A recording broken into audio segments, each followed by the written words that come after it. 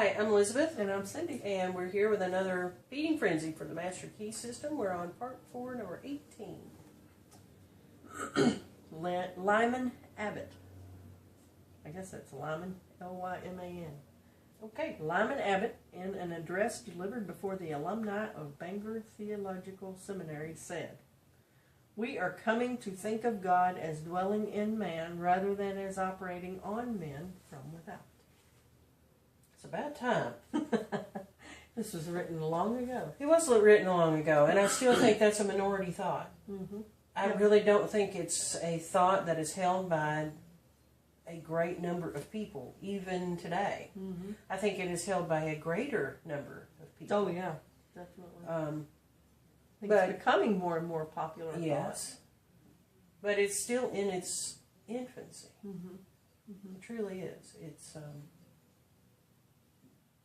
It is sometimes, I mean, sometimes, especially in moments of great emotion, you want someone else to blame. Mm-hmm. You want someone else to be able to go to and say, fix this for me. Take this from me. It's too hard, you know? Mm-hmm.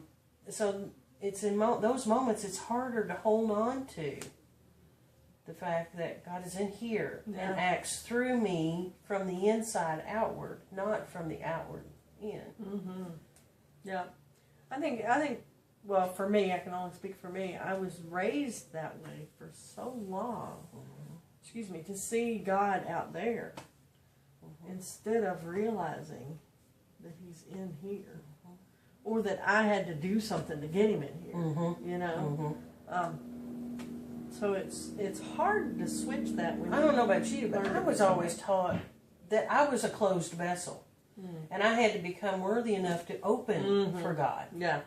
Not that God was here wanting to get out, but that God was out here wanting to get in. Right. He stands at the door and knocks, you know, and you've got to let Him in. And it was confusing, and I think it was confusing for so long that we learned so many things that were not quite right that it's hard to let those go. They're such a part of our subconscious, and I think that's what He's trying to say throughout all of this, is that those things that we've learned over and over and over and over again are so much a part of us that they're hard to flush out and get rid of and change with new thinking and new thoughts.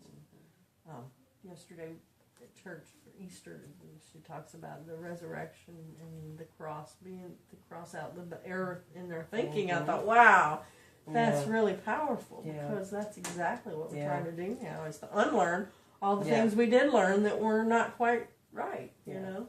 Yeah. So it's an ongoing practice. It's not always easy. It is. One of the statements that stood out for me was, and they had it on their sign, God is where I show up. Yeah. Yeah. And I thought, wow, what a powerful statement. God is where I show up. This is the place where God shows up.